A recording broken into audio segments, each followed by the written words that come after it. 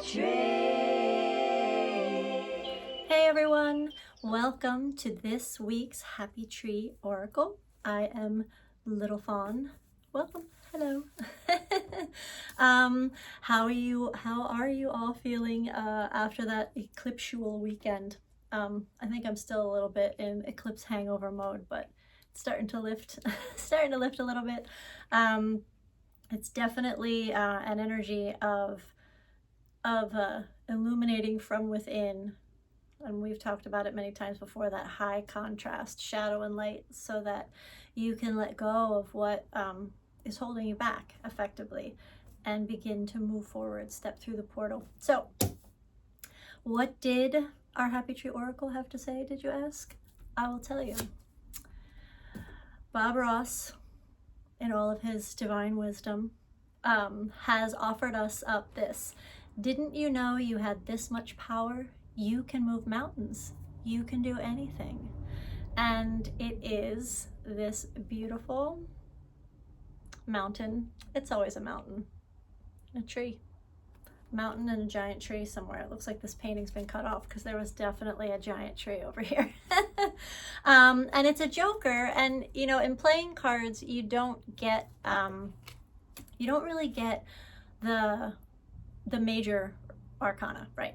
You don't get the major arcana, and even your court cards are a little truncated.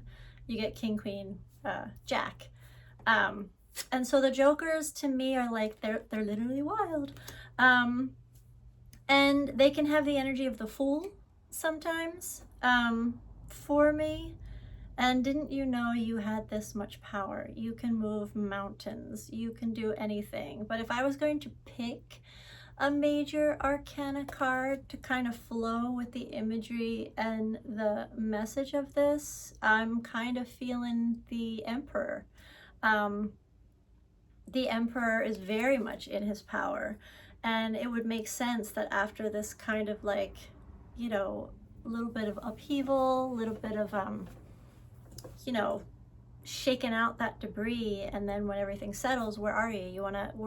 We're re-examining our foundations, and we need to set new cornerstones that will better support who we are moving forward, and stepping into our power. And the way we move mountains is, you know, it's the power of thought, it's the power of belief, it's the power of it's almost like the Emperor and the Empress union right here. It's like knowing that you're a manifester, knowing that fertility lies within you, and so you're setting these cornerstones that support, that are the new foundation for what it is that you want to create now, at the vibration that you are now moving into, that higher octave frequency expression of your soul truth, your soul purpose. And I don't say purpose in that you must have this one thing. It's kind of like, it's almost that unnameable thing inside you that caused you to fractalize from source in the first place. That is your purpose, and it doesn't have to be of a material nature. Although living, you know, on planet Earth in the now times, we do like to create tangible manifestations, right? But ultimately, it's about what's behind those, what's underneath those, what is the impetus that drives you. There's a when I used to do the Deepak Chopra 21-day meditations, he used to do those, and I think he partnered up with Oprah even for a little bit. But they were great because he gave you a Sanskrit mantra, and he talked you through some stuff, and then you just sat there for 10 minutes with the dreamy music, and you just kind of surrendered to the frequency. And I remember one of them, he was saying, what do you want? And so you would think, okay, I want this. What do you want? Well, I just told you what I wanted. What do you want? And it's the same kind of thing with the who are you question. It's like, what do you want that's behind the thing that you think is what you want? But that's just one kind of option. It's one manifestation. And so as we move into this place of empowerment, to try and name it at this stage would do ourselves a disservice.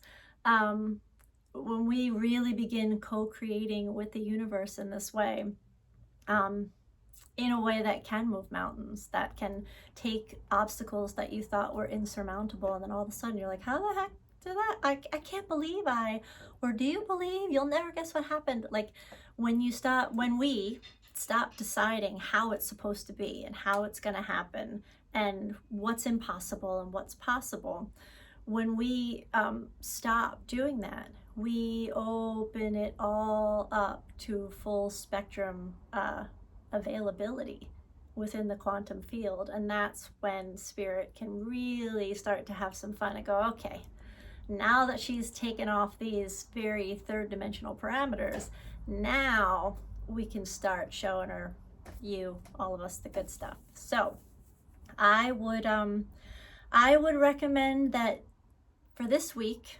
I feel like our buddy Bob is just saying, stay true to you, and understand that there is power in your truth, and your reality will start to form around you based on this truth, based on this intention, based on this impetus, based on, the why behind the want. When you get into the why, and sometimes the why behind the want will invite you to heal something, and then that will reveal that higher octave frequency why, the truth in action that you're really seeking, that whole soul fulfillment in the here and now. Okay, so I hope that helps you. The weather's getting warmer here in New Jersey, and I can't wait to start bringing these to you outside among the happy trees. For now, my little rubber tree up here will have to do. So have a beautiful week, and I will see you next week. Bye.